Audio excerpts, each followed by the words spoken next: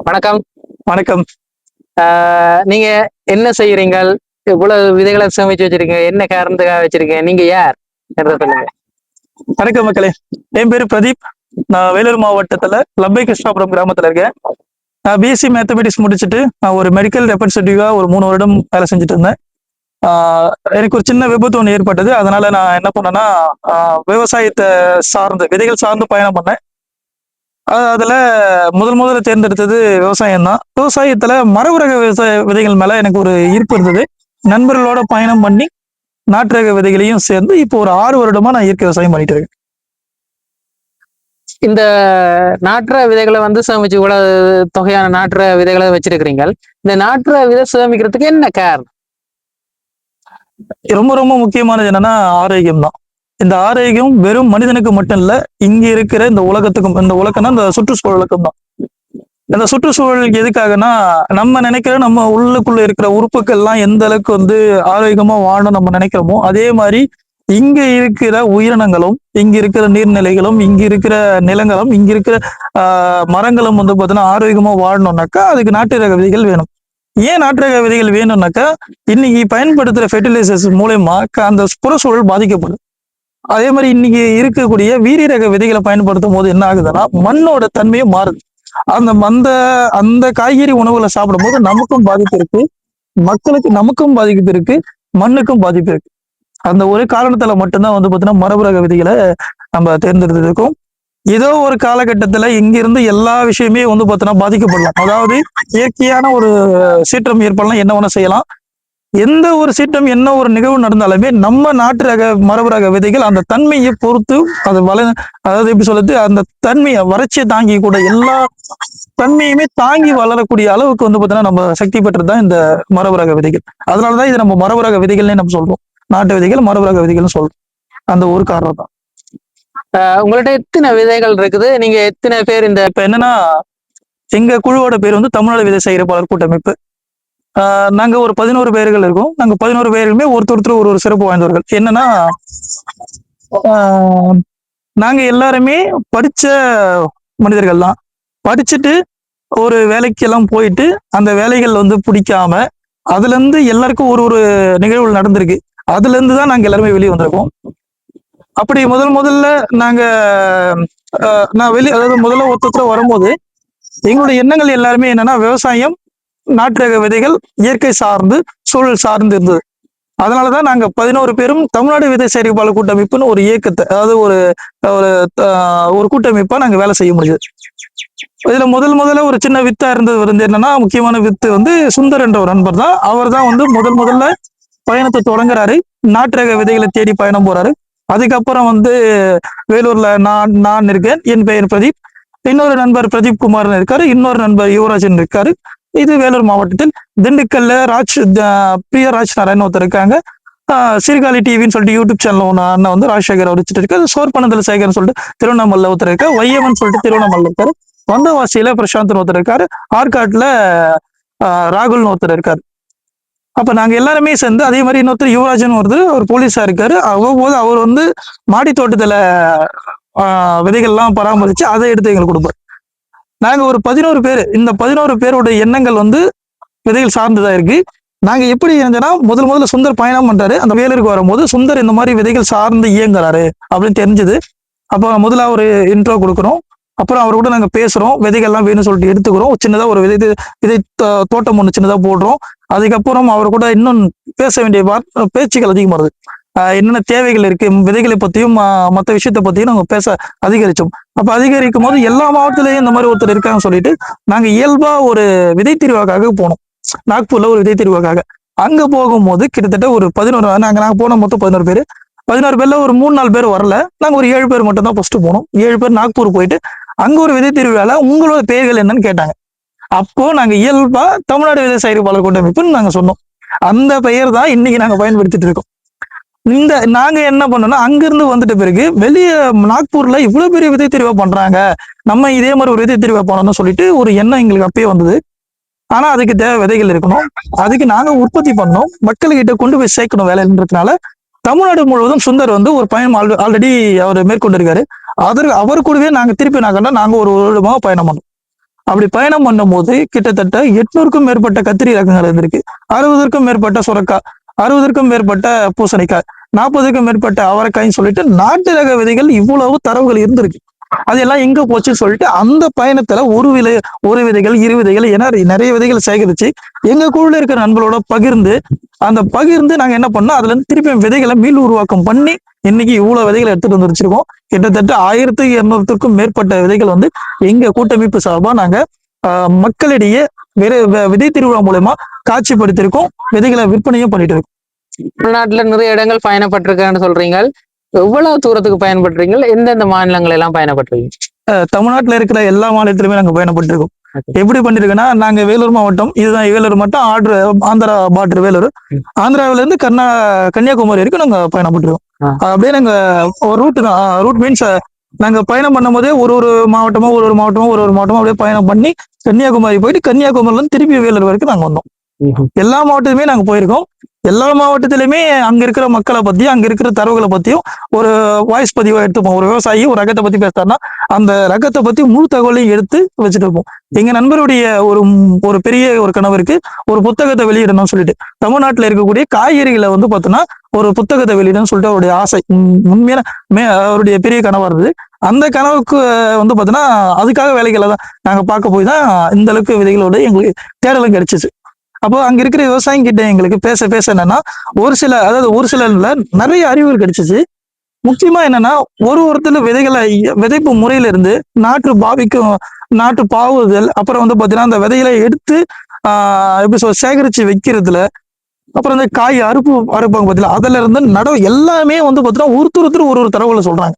அப்ப அதை பார்க்கும் போது நம்ம இதுதான் நம்ம தெரிஞ்சுக்கணும், இதை பத்தி தான் நம்ம பயணம் பண்ணணும் சொல்லிட்டு அப்படி பயணப்பட்டு வந்ததுதான் இது. இந்த நாட்டு காய்கறிகளை வந்து இன்றைக்கு பகிர்வதுதான் நிறைய பேரோட செய்திருக்கிறீங்க. இந்த நாட்டு விதைகளை வந்து மக்களிடையே பகிர்வதற்கு என்ன காரணம்? என்னன்னா ரொம்ப முக்கியமான ஒரு விஷயம் என்னன்னா, நாட்டு விதைகள் பெரிதளவுல இன்னைக்கு யாருமே வந்து உற்பத்தி பண்றது இல்ல. நாங்க முதல்ல பயணம் தேடி போகும்போது கூட நாட்டு விதைகள் எங்கேயோ ஒரு இடத்துல ஏதோ ஒரு விவசாயி இந்த கத்திரிக்காய் வந்து எனக்கு ரொம்ப பிடிக்கும் அப்படின்ற ஒரே காரணத்தினால அந்த விதைகள் வந்து பிடிச்சி வச்சிருப்பாரு. நாங்க அதுல இருந்து எடுத்து மீள் உருவாக்கம் பண்ணி தான் இன்னைக்கு இந்த விதைகளை கொண்டு வந்திருக்கோம். இப்ப இந்த விதைகளை நாங்க ஏன் வந்து பாத்தீங்கன்னா மக்களிடையே இன்னைக்கு இலவசமாக பகிர்வு இருக்கோம். தமிழ்நாடு முழுவதுமே விதைகளை ஒவ்வொரு மாவட்டத்திலையும் போயிட்டு அங்க இருக்கிற மக்கள்கிட்ட விதை பகிர்வுன்னு சொல்லிட்டு ஒரு கேம்ப் மாதிரி நடத்தி அங்க இருக்கிற மக்களுக்கு உள்ளூர் ரகங்களை நாங்க பிரிச்சு கொடுப்போம். எதனாலனா இன்னைக்கு அதாவது உதாரணத்துக்கு விற்பனையாவே சொல்றேன். முதல்ல வந்து பாத்தீங்கன்னா விதைகள் விற்பனைன்னு பாத்தீங்கன்னா ஒரு 2 அல்லது 3 நபர்கள் தான் தமிழ்நாட்டுல இருந்தாங்க. இன்னைக்கு 25க்கும் மேற்பட்ட விதை விற்பனையாளர்கள் இருக்காங்க. அவங்க எல்லாருமே விதைகளை உற்பத்தி பண்றாங்க. அது எப்படி சாத்தியமாச்சுனாக்கா இந்த மாதிரி விதைகளை பரவலாக்கம் மூலமாகவும் மக்களோட தேவைகள் இருந்துதான்.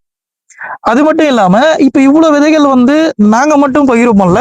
இந்த விதைகள் சார்ந்து பயணம் பண்ண எங்க குழு இல்லாத சார்ந்த நண்பர்கள் கூட நிறைய பேர் விதைகளை பகிர்வு பண்றாங்க, மக்களிடையே கொண்டு போய் சேர்க்கிறாங்க. அது முதல்ல முக்கியமான காரணம்னா அவங்களுடைய ஆரோக்கியம் தான். மக்கள் வந்து ஆரோக்கியமான உணவு சாப்பிடணும், அது விதை தான் ரொம்ப முக்கியமானு சொல்லிட்டு நம்ம நிறைய இடத்துல ஆணித்தரமா சொல்லியிருக்காரு. அப்ப அதை மக்கள் வந்து பார்த்தீங்கன்னா ஏத்திட்டாங்க. முக்கியமா அந்த கொரோனா காலகட்டத்துக்கு அப்புறம் மக்களோட விழிப்புணர்வு அதிகமா இருந்தது. அதே மாதிரி விதைகளோட தேடல் அதிகமா இருக்கு மக்களுக்கு. அதனால அதை நாங்க என்ன பண்ணோம்னா எங்ககிட்ட இருக்கிற விதைகளை உற்பத்தி பண்ணி அந்த விதைகளை என்ன பண்ணோம், நாங்க முதல்ல விதை பகிர்வா கொடுக்குறோம். இந்த விதை பகிர்வு மூலியமா என்னன்னா பண்டமாற்று முறை. அந்த பழைய காலத்துல வந்து பாத்தீங்கன்னா இப்ப இந்த பூசணிக்காய் வந்து இது நான் உற்பத்தி பண்ணல, இது வெயில் காலம் ஆடி மாசம், இப்ப வந்து நான் பண்ணல. இது வந்து பாத்தீங்கன்னா நண்பர் ஒருத்தர் தை மாசம் போட்டு எங்கிட்ட விதை வாங்கிட்டு போய் போட்டு அந்த விதையை எடுத்து வந்து எங்கிட்ட கொடுத்துருக்காரு. வெறும் 3 விதை தான் வாங்கிட்டு போனாரு. இன்னைக்கு எங்கிட்ட கிட்டத்தட்ட பாருங்க ஒரு 300 விதைக்கு மேல இருக்கும். அதுல ஒரு 300 விதைக்கு மேல இருக்கும். கிட்டத்தட்ட 600 விதைக்கு மேல இருக்கு. அப்ப என்ன ஆகும்னா ஒரு விவசாயி இவ்வளவு விதைகளை சேகரிச்சிருக்காரு. அப்போ தமிழ்நாடு முழுவதும் இந்த மாதிரி விதைகள் வந்து பார்த்தோன்னா எல்லார்கிட்டையும் விதைகள் பகிரப்பட்டுச்சுன்னா அப்ப எவ்வளவு விதைகள் அதிகமாகும். இன்னைக்கு வீரிய ரக விதைகள் வந்து எவ்வளவு விலைகளை கொடுத்து விற்பனை பண்ணிருக்காங்க. அப்ப எல்லார்கிட்டயுமே விதைகள் எளிமையா போய் சேர ஆரம்பிச்சுன்னா அப்போ அந்த இடத்துல என்ன ஆகும்னா அதாவது இந்த ஹைபிரிட் ரகம் வீரிய ரகம் சொல்லக்கூடிய ரகங்கள் எல்லாமே வந்து மக்கள் வாங்கத்தை தவிர்த்துட்டு இந்த விதைகள் மேல கவனம் செலுத்தினா கண்டிப்பா அரசாங்கம் ஒரு காலகட்டத்துக்கு அப்புறம் இந்த விதைகள் மேல நாட்டம் போகும். அப்ப மக்கள் இதனை பத்தி தேடல் இருக்கு. அப்ப நம்ம இதை ஏன் கவர்மெண்ட் அரசாங்கத்துக்குள்ள இந்த விதையை கொடுக்க கூடாது அப்படின்னு சொல்லிட்டுதான் இந்த வேலைகளை வந்து நாங்க செஞ்சுட்டு இருக்கோம். இப்ப இந்த பகிர்வு வந்து பாத்தீங்கன்னா அதிக வடிவில போச்சுன்னா அரசாங்கத்திலேயே ஒரு கேள்விக்குறியா இருக்கும். மக்கள் வந்து தேவைகள் இருக்கு. இப்ப இன்னைக்கு வந்து 3% வந்து பாத்தீங்கன்னா இயற்கை விவசாயம் செய்பவர்களுக்கு மானியம் ஒதுக்குறாங்க. இது இன்னும் அதிகரிக்கணும். அப்ப ஏன்னாக்கா எங்க மாதிரி விவசாயிகள் அதிகமானா மட்டும்தான் அந்த மானியமும் அதிகமாகும். அந்த மானியத்தின் மூலியமா வந்து பாத்தீங்கன்னா விதைகள் உற்பத்தி பத்தி மக்களுக்கு வந்து எடுத்து வரைக்கணும். அப்ப இது பகிர்வு மூலியமா சாத்தியமாகுதுன்னு நினைக்கிறேன். ஏன்னா முதல்ல சொந்தருக்கே விதைகள், அதாவது நாங்க எல்லாம் பயணம் பண்ணும்போது எங்களுக்கே விதைகள் ரொம்ப குறைவாக தான் கிடைக்கும். அப்போ இன்னைக்கு எந்த பக்கம் தட்டினாலும் விதைகள் கிடைக்கும் தமிழ்நாட்டுல. அது வந்து விதை பகிர்வு மூலியமா தான் சிறப்பா நடந்தது. இதுதான் எங்களுக்கு பெரிய ஒரு மாற்றமாவும் நாங்க பார்த்துட்டோம். அது முக்கியமா இந்த விதை திருவிழா. இப்ப நாங்க வந்து ஒரு 4 வருடம், இது 4வது வருடம் வந்து விதை திருவிழா நடத்த முடிச்சிருக்கோம். ஒரே இடத்துல கிட்டத்தட்ட 1600க்கும் மேற்பட்ட காய்கறிகளை ஒரே இடத்துல காட்சிப்படுத்தி மக்களை கூப்பிட்டு அந்த அந்த காய்கறிகளால ஆக்கப்பட்ட உணவுகளையும் நம்ம கொடுக்குறோம், விதைகளையும் ஒரே இடத்துல காட்சிப்படுத்துறோம், மக்களுக்கு விதைகளை விற்பனையும் அந்த இடத்துல பண்றோம். அப்ப என்ன ஆகுதுன்னா மக்களுக்குள்ள ஒரு நம்பிக்கை இருக்கு. அப்ப இவ்வளவு பெரிய விஷயம் வந்து நடந்துட்டு இருக்கு. கத்திரிக்கால 8 ரகம்னு சொல்றாங்க, நம்ம ஒரு 40 ரகத்தை காட்சிப்படுத்துறோம். அந்த 40 ரகத்தை வந்து பாத்தீங்கன்னா மக்கள் ஆர்வமா பார்க்கும்போது சந்தையில அப்படியே போறாங்க. இதுன்னா ஒரே ஒரு கத்திரிக்காய் தான், இது இங்க 40 ரகமான கத்திரிக்காய் இருக்கு. அப்ப மக்களுக்கு அங்கேயே வந்து என்ன ஆகும்னா ஒரு குழப்பம் வரும். சுரக்கால இவ்வளவு ரகம் இருக்கு, நம்ம பாக்குற சுரக்காய் இவ்வளவு சின்னதா இருக்கு. இப்போ பூசணிக்காய் இத்தனை.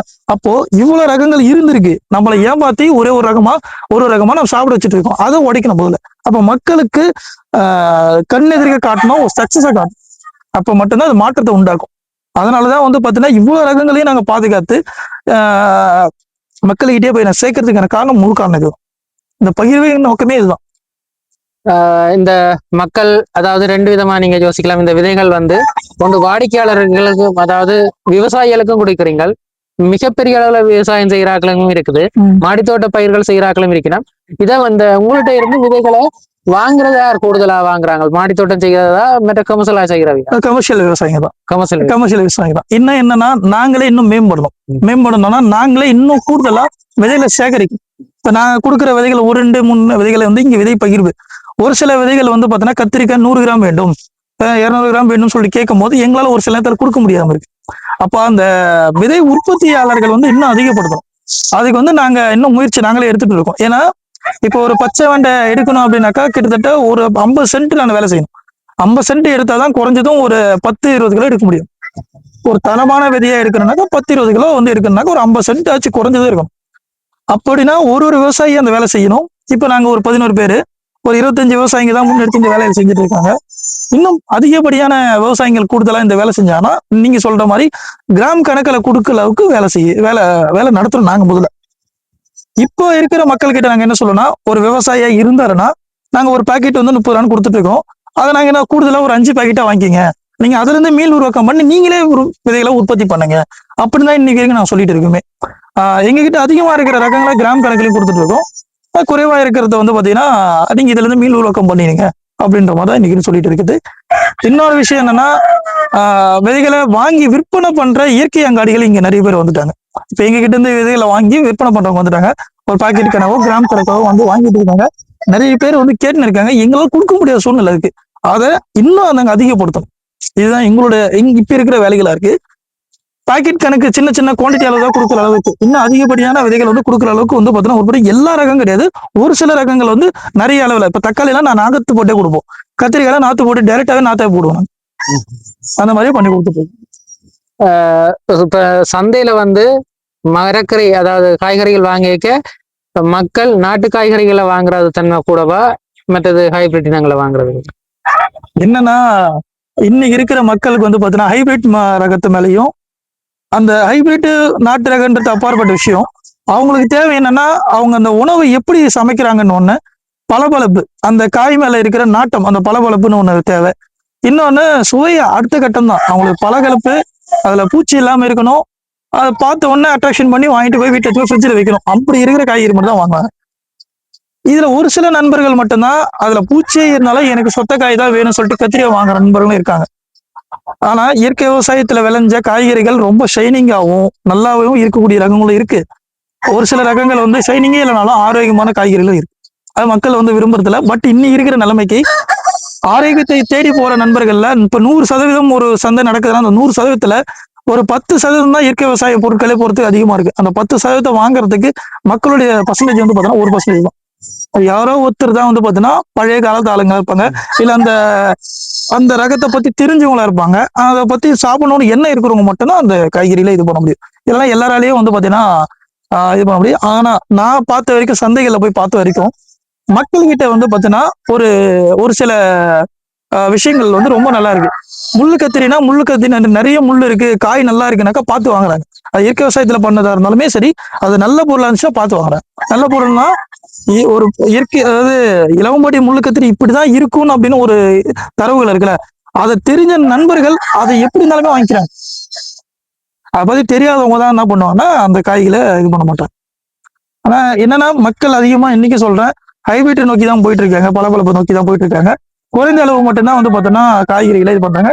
இப்ப எங்களை பத்தி தெரிஞ்ச நண்பர்கள், இந்த இயற்கை விவசாயத்தை பார்த்து இருக்கவங்க எல்லாம் காய்கறிகள் வந்து தேவைன்றாங்க. ஆனா எங்களால கொடுக்க முடியாத சூழ்நிலை இருக்கு. உற்பத்தி குறைவு. உற்பத்தி குறைவு. ஏன்னா நாங்கெல்லாம் விதைகள் சேகரிக்கல. விதைகள் சேகரிக்கக்கூடிய நண்பர்கள் காய்கறிகளை போக்கஸ் பண்ண முடியாது. காய்கறிகள் போக்கஸ் பண்ண நண்பர்கள் விதைகளை சேகரிக்க முடியாது. இது ஒரு சின்ன சிக்கல் இருக்கு. இப்ப இந்த எதிர்கால உணவு வேறு வேறு நாடுகள் எல்லாமே வந்து இயற்கை விவசாயத்துக்கும் மற்றது ஆர்கானிக் ஃபார்மிங்கும் வந்துட்டாங்களே. ஏனென்றா எதிர்காலம் வந்து அந்த நஞ்சில்லாத உணவு தான் சஸ்டைனபிளா இருக்குங்க. இப்ப இந்தியாவை பொறுத்த மட்டும் அதன் விழிப்புணர்வு வந்து சரியான குறைவு. நாட்டு காய்கறிகள் மட்டுமோ மற்றது சேதன விவசாயத்துல மட்டும் விழிப்புணர்வு. இந்த விழிப்புணர்வுக்கு உங்களோட அமைப்புகள் என்ன செய்யணும்? விழிப்புணர்வு ஏற்படுத்துறதுக்காக உங்களோட அமைப்பால ஏதாவது செய்யறீங்களா? இந்த விதை பகிர்வே ஒரு விழிப்புணர்வு தான். இந்த விதை பகிர்வே வந்து பார்த்தோன்னா, நாங்க இதை வந்து பணத்தை கொடுத்துருங்க, பணம் கொடுத்து எங்கிட்ட விதை வாங்குங்கன்னு சொல்லலை.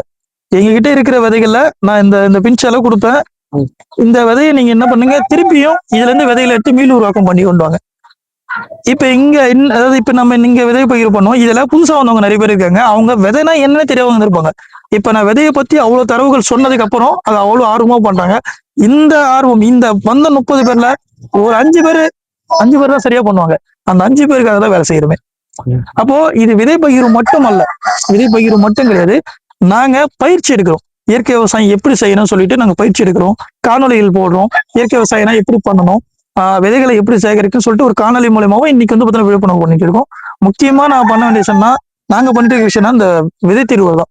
இந்த விதை திருவிழா மூலயமா மக்களை கூட்டம் கிட்டத்தட்ட 10,000க்கும் மேற்பட்ட மக்கள் வந்து எங்க விதை திருவிழாக்கு வந்தாங்க. அப்ப அவங்க அது மூலியமா வந்து பார்த்தீங்கன்னா நிறைய விவசாயிகளை ஒன்றிணைக்கணும், நிறைய மக்களை வந்து பார்த்தீங்கன்னா அதை கூட்டுறாங்க. அது மட்டும் இல்லாம தமிழ்நாடு அளவுலயுமே வந்து பார்த்தீங்கன்னா இப்போ நிறைய விதை திருவிழாக்கள் ஆடி மாதம் நெருங்கினாவே கிட்டத்தட்ட வந்து பார்த்தீங்கன்னா ஒரே ஒரு ஞாயிறு கூட வந்து பார்த்தீங்கன்னா ஃப்ரீயாவே இருக்காது. தொடர்ந்து விதை திருவிழா விதை திருவிழா விதை திருவிழா. இந்த விதை திருவிழா மூலயமா என்ன நடக்குதுன்னா, மக்களுக்கு வந்து பார்த்தீங்கன்னா இந்த மாதிரி விதைகள் கிடைக்கும், ஆரோக்கியமான உணவு கிடைக்கும்னு சொல்லிட்டு இன்னைக்கு ஒரு புதுசா ஒரு தோணி இருக்கு. அதுவே வந்து பார்த்தீங்கன்னா பெரிய ஒரு வெற்றியா நான் பாக்குறேன். விழிப்புணர்வுனா இந்த மாதிரி ஒரு விழிப்புணர்வு தொடர்ந்து நாங்க செஞ்சுட்டு இருக்கோம். விதை பகிர்வு, விதை திருவிழா, அப்புறம் ஃபேஸ்புக், இன்ஸ்டாகிராம் மூலயமா வந்து பார்த்தீங்கன்னா மக்களுக்கு தெரிவிக்கிறது, இது மாதிரியும் பண்ணிட்டு இருக்கோம். ஏன்னா அடுத்த கட்டமா வந்து பார்த்தீங்கன்னா சின்ன சின்ன புத்தகங்களை வெளியிடுறது, அதுக்கப்புறம் வந்து பார்த்தீங்கன்னா இந்த பள்ளி பசங்க கிட்ட எல்லாம் போயிட்டு அதை பத்தி எடுத்து உரைக்கிறது, அந்த மாதிரி வேலைகள் இன்னும் அடுத்தடுத்த திட்டங்கள், நிறைய திட்டங்கள் இருக்கு. அது மூலயமா வந்து இதெல்லாம் செய்யும். இப்ப ஒரு எதிர்கால இளைஞர்களுக்கு வந்து உண்மையாவே வந்து இந்த சிந்திக்கும் திறன் வந்து குறைவா இருக்குது. அதுக்கு காரணம் வந்து உணவு என்று சொல்றாங்க. வயிற்றுக்கும் மூளைக்கும் சம்பந்தம் இருக்காண்டு. இப்ப இந்த நாட்டு காய்கறிகள் வந்து ஆரோக்கியமான உணவுகள் எதிர்கால அதாவது ஜென்சின்னு சொல்லுவாங்களா, அதாவது இளம் தலைமுறையினர் இதை பயன்படுத்துறதுக்கு என்ன மாதிரியான நடவடிக்கைகள்ல ஈடுபட்டு கொண்டிருக்கீங்க? என்னன்னா இன்னைக்குதான் இப்போ மக்கள் இன்னைக்கு வர தலைமுறைகள் என்னன்னா ரொம்ப ஒரு அழகானதையும், முக்கியமா வந்து பாத்தீங்கன்னா அவங்க சாப்பிடுற உணவுகள் எல்லாமே வேற மாதிரி கொண்டு வந்துட்டாங்க. இன்னைக்கு எப்படி சொல்றது, ஸ்ட்ரீட் ஃபுட்ல இருக்கக்கூடிய கவர்ச்சிகள் என்றது வந்து பாத்தீங்கன்னா ரொம்ப அதிகமா இருக்கு. அப்ப அவங்களுக்கு ஏத்த மாதிரி என்னன்னா மதிப்பு கூட்டு பொருட்கள் வந்து பாத்தீங்கன்னா நம்ம இயற்கை வழி வேளாண்மையில விளைஞ்ச பொருட்களை மதிப்பு கூட்டணும். எப்படி இன்னையும் நிறைய பேர் பண்ணிருக்காங்க. நூடுல்ஸ் வந்து பாத்தீங்கன்னா சிறுதானியம் வச்சு நூடுல்ஸ் பண்றாங்க. ஆர்டிபிஷியல், அதாவது கலர் வந்து பாத்தீங்கன்னா தேவையில்லாத கலரை பயன்படுத்துறது. பீட்ரூட் கூட இல்லாம இயற்கையாவே வந்து பாத்தீங்கன்னா இப்போ சக்கரவள்ளி கிழங்குல ஒரு உள்ள வந்து பார்த்தா ஃபுல்லாவே பர்பிள் கலர்ல இருக்கக்கூடிய அந்த கலரை வந்து பயன்படுத்துறோமா, அந்த மாதிரி இன்னைக்கு இருக்கிற தலைமுறைக்கு, அதுவும் சின்ன சின்ன குழந்தைகளுக்கு பிடிக்கிற மாதிரி எந்த மாதிரிலாம் உணவு முறைகளை வந்து தயாரிக்கணுமோ அந்த அளவுக்கு வந்து பாத்தீங்கன்னா மதிப்பு கூட்டிட்டு இருக்காங்க. ஏன் ஐஸ்கிரீம், இன்னைக்கு பலாப்பழத்துல ஐஸ்கிரீம் வந்துடுச்சு, இன்னைக்கு கருப்பு கண்ணியில ஐஸ்கிரீம் வந்துடுச்சு. அப்ப அந்த மாதிரி ஒரு பொருளை வந்து பாத்தீங்கன்னா முடிஞ்ச அளவுக்கு மக்கள் கிட்ட இப்படியாச்சும் நம்ம போய் கொண்டு சேர்க்க முடியுமா அப்படின்றதுனால இந்த உணவு முறையில வந்து கவனம் செலுத்தி பண்ணிட்டு இருக்கோம். கண்டிப்பா இது ஒரு சின்ன ஒரு மாற்றம் தான். இருந்தாலுமே எந்த உணவு வந்தாலுமே அது அதன் வழியில சாப்பிட்டா மட்டும் தான் சரியா இருக்கும். அதுதான் என்னைக்கு நிரந்தரமானது. அதை நம்ம என்னதான் மதிப்பு கூட்டு இல்ல மதிப்பு கூட்டுன்ற ஒரு பேர்ல வந்து மாத்தி செஞ்சாலுமே அந்தந்த பொருளை நீங்க எப்படி உணவுன்னு ஒரு தரவு இருக்கோ அந்த தரவுகளா நீங்க சாப்பிட்டா மட்டும்தான் நம்ம உடலுக்கு ஏர்வையா இருக்கும், நம்ம உடல் ஆரோக்கியமாவும் இருக்கும். இது என்னுடைய அனுபவத்துல பார்த்தேன். கேழ்வரகுனா கேழ்வரகு களியோ அடையோ செஞ்சு சாப்பிட்டா நல்லா இருக்கும். அதை தவிர்த்துட்டு அதை நூடுல்ஸ் செய்யணும்னு ஆசைப்பட்டா அதனுடைய அது நம்ம மரபுல இல்ல. நம்ம பார்த்த வரைக்கும் என் தாத்தா பாட்டி சாப்பிட்டது இல்ல, என்னுடைய மரபுல இல்ல. அப்ப அதை எப்படி சாப்பிடணுமோ அந்த மாதிரி சாப்பிடணும்.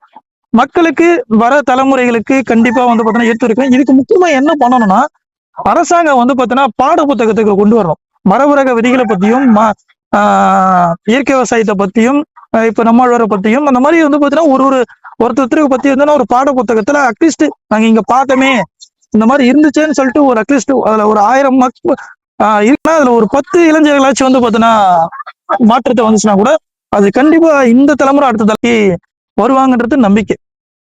இந்த உணவுகள் இப்படிதான் போய் சேரணும்ன்றது என்னுடைய எண்ணம்.